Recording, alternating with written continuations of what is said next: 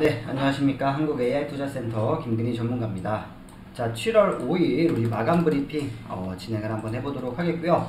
자, 오늘의 주제, 이 한국 지수 상승 여력 조금 더 남아있다. 역대 최대 실적 달성. 이번 주 대응 전략까지 한번 알아보는 시간 갖도록 하겠고요. 또 영상 마지막에 관련해서 우리가 어떤 전략 종목까지 한번 잡아봐야 되는지 해당 내용까지 한번 공개를 해드리니까 영상도 끝까지 시청 부탁드리겠습니다. 자, 그러면 이제 본격적으로 우리 영상 시작하기 전에 자, 우리 요 한국 AI 투자센터 이렇게 유튜브에 치시고 들어오셔서 이렇게 구독, 그 다음에 영상들 좋아요 한 번씩만 눌러주시면 저희가 영상 촬영하는 데 있어서 더 큰 힘이 되니까 많은 참여 꼭 부탁드리겠습니다. 그래서 구독과 좋아요 꼭 좀 눌러주시고요. 자, 그러면 이제 본격적으로 우리 영상 한번 시작을 해보도록 하겠습니다. 자, 첫 번째로 먼저 우리가 시장 체크부터 한번 해보고 가도록 할게요. 자, 전반적으로 오늘 증시가 어떻게 좀 마감을 했는지 한번 확인을 해보면, 자, 오늘 뭐 한국 지수 같은 경우에는 그죠, 뭐 코스피는 0.35% 정도 상승을 해줬고요. 코스닥 같은 경우에는 0.88% 정도 상승을 해주면서 굉장히 좀 강한 상승 흐름으로 장 마감했다라고 보이고 있습니다. 자, 뭐 연일 이 지수가 고점에 대한 부분의 이 어떤 부담감은 좀 있지만 여기에서 항상 나오고 있는 얘기가 앞으로 지수가 더 상승을 할 수가 있을지, 아니면 고점에 대한 부분이 이제 부담감으로 거품으로 좀 작용을 하면서 지수를 좀 다시 하방으로 밀릴 수 있는지, 이 부분에 대해서 항상 이야기가 많아요. 근데 전반적으로 우리가 어떤 이런 지수의 방향성을 좀 체크를 할 때는 이 실제적으로 지금 벌어들이고 있는 이익이 얼마나 지금 개선이 되고 있고, 이러한 부분이 또 숫자적으로 어떻게 나오는지, 이러한 부분이 가장 중요한 부분이다 라고 말씀을 좀 드릴 수가 있겠는데, 뭐 미국 증시 같은 경우에는 보셨던 것처럼 뭐 뉴스에서도 보시겠지만 미국 증시 같은 경우에는 지금 성장률을 거의 한 7.5%대까지 지금 올려놨어요. 그죠?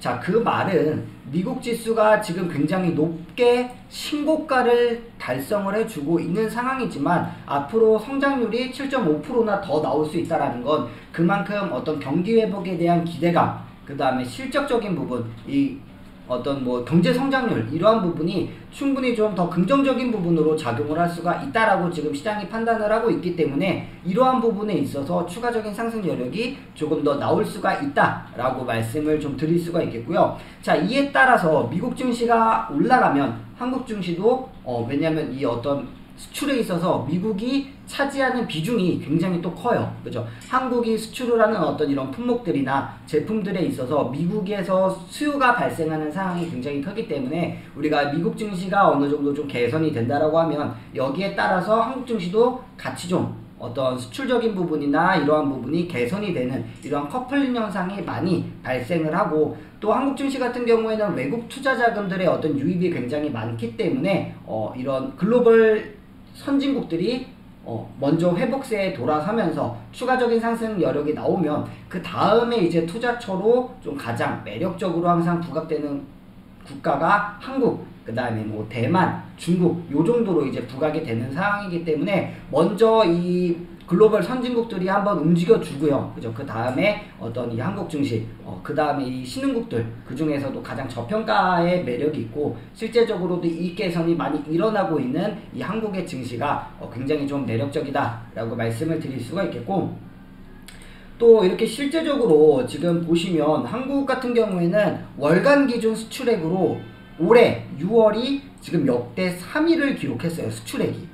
그죠? 여기 보시면 2017년 9월에 수출액이 사상 최고치를 경신을 했고요. 18년 10월에도 두 번째로 지금 수출액이 가장 큰 금액으로 나타났는데, 올해 6월에 지금 월간 기준 수출액으로 역대 3위를 달성한 만큼 올해 6월에 있어서는 어떤 이런 한국의 수출액 실적이 굉장히 크게 작용을 했다. 그렇기 때문에 이러한 수출 어떤 호재, 수출의 어떤 이런 이슈로 통해서 추가적인 한국 증시의 어떤 지수 상승은 조금 더 끌어나갈 수 있다. 견인을 해줄 수 있는 역할을 할 수가 있다라고 보고 있고요. 실제적으로 수출이 더 많이 일어나고 있는 상황이기 때문에 지금 고점 논란에 대한 부분은 우리가 크게 이렇게 걱정할 필요는 없다. 오히려 추가적인 상승 여력을 좀 대비를 해서 긍정적으로 시장을 바라보는 편이 조금 더 우리의 수익률을 좀 극대화할 수가 있다라고 보고 있고, 지금 여기 보시는 것처럼 뭐 올해 6월에 어떤 수출액이 실적이 역대 3위를 달성했을 만큼 굉장히 큰 실적적인 부분에 있어서 개선이 됐기 때문에 이러한 부분을 우리가 고려해 봤을 때는 충분히 좀 매력적인 구간이다 라고 말씀을 드릴 수가 있겠고요. 자, 여기 또 보시면 이 올해 연간 수출액이 사상 최고치를 기록하면서 그죠, 영업이익도 18년도 수준을 크게 상회할 것으로 전망을 하고 있다. 자, 그래서 여기 영업이익이 18년도에 가장 높았어요. 그죠? 영업이익적인 부분이 18년도에 가장 높았었는데 올해 지금 이 연간 수출액이 사상 최고치를 기록하면서 영업이익이 가장 높았던 18년도의 수준의 이 영업이익을 지금 돌파할 수 있는, 그죠? 뛰어넘을 수 있는 이런 어떤 영업이익치를 지금 나타낼 수가 있는 상황이기 때문에 지금 고점 논란을 이야기하기는 사실 조금 이른 감이 있지 않을까라고 생각을 해보고요. 그렇기 때문에 이러한 부분에 있어서 우리가 충분히 추가적인 상승 여력이 조금 더 나올 수가 있는 구간이 남아있다라고 좀 생각을 해주시면 될 것 같습니다. 자, 그리고 뭐 연간 기준으로도 역대 최고 수출액이 지금 예상되고 있기 때문에 기업들의 어떤 영업이익도 사상 최고치를 지금 경신할 전망으로 지금 대부분의 어떤 증권사들이나 전문가들의 어떤 이런 뷰가 컨센서스가 지금 좀 상향되고 있는 이러한 모습을 보여주고요. 또 코트라, 그죠? 이건 코트라에서 아예 올해 연간 수출액을 6천억 원에서 6,100억 달러로 추정을 했고요. 산업연구원과 무역협회는 각각 6,100억 달러와 6,017억 달러의 전망치를 내놓고 있는 상황이기 때문에 이러한 연간 수출액이 추가적인 어떤 이런 우상향의 패턴, 그죠? 연간 수출액이 지속적으로 지금 늘어나고 있는 이러한 상황 속에서는 우리가 조금 더 증시의 어떤 추가 상승 여력을 바라보는 쪽이 훨씬 더 맞지 않을까라고 보고 있고, 자, 그렇기 때문에 지금의 이 박스권 구간, 그죠? 우리가 조금 더 이 코스피 지수를 조금 더 크게 확인을 해보시면 지금 이렇게 전고점 라인에서 계속 일시적으로 상승과 하락이 좀 반복되는 이러한 과정 중에는 있을 수는 있지만 우리가 좀 더 이 지수를 크게 넓게 봤을 때는 추가적인 상승 여력이 나올 수 있는 어떤 모멘텀이 충분히 좀 남아있다 라고 보시면 될 것 같고요. 물론 단기적으로는 우리가 어떤 시장의 변동성, 그 다음에 지금 또 확산되고 있는 이런 델타 변이 바이러스의 확산세, 이러한 부분에 있어서 단기적으로 어떤 기간 조정이 일시적으로 나올 수는 있지만 어떤 전반적인 추세 혹은 어떤 컨센서스 아니면은 어떤 이런 캐파 같은 경우에 있어서는 충분히 지수 자체가 추가적인 상승 여력은 많이 남아있다라고 보시는 게 조금 더 맞지 않을까라고 말씀을 드리겠습니다. 자, 그래서 그러면 우리가 이러한 상황 속에서 도대체 어떻게 좀 대응을 해야 되고 시장을 좀 대처를 나가야 되는지 이 부분에 있어서 한번 같이 이야기를 해 보도록 하겠고요. 자, 그래서 두 번째 이슈는 바로 이런 어떤 일정이나 우리가 이슈를 한번 체크해 보는 이러한 시간을 갖도록 하겠습니다. 자, 그래서 제가 오늘 또 뭐 월요일 브리핑이기도 하고 이렇게 이번 주에 한 주의 어떤 주간 일정을 같이 공유할 수 있는 이러한 내용을 가지고 왔는데요. 자, 지금 보시는 것처럼 뭐 월요일 같은 경우에는 이미 뭐 오늘은 장이 끝났죠. 장이 끝났으니까 월요일은 패스를 하고 화요일부터 이제 미국의 6월 이 비제조업 지수가 발표가 됩니다. 자, 그래서 이 내용을 우리가 확인을 해보면, 자, 5월 서비스업 심리는 방역조치 해제에 힘입어서 역대 최고치를 기록을 했고요. 12개월 연속 확장세를 이어가고 있다. 자, 그래서 이 미국이 6월에 지금 발표할 이 비제조업 지수 같은 경우에 시장의 예상치를 상회하는 어떤 결과가 발표가 된다라고 하면은 충분히 어떤 이 제조업 관련해서 혹은 비제조업 관련해서 이러한 부분에 있어서 충분히 다시 한번 시장을 움직여줄 수 있는 이러한 모멘텀으로 좀 작용을 할 수가 있다라고 생각을 해주시면 될 것 같고요. 자, 또 수요일에 어떤 이슈가 있느냐? 수요일에는 이제 6월 FOMC 의사록이 이제 공개가 됩니다.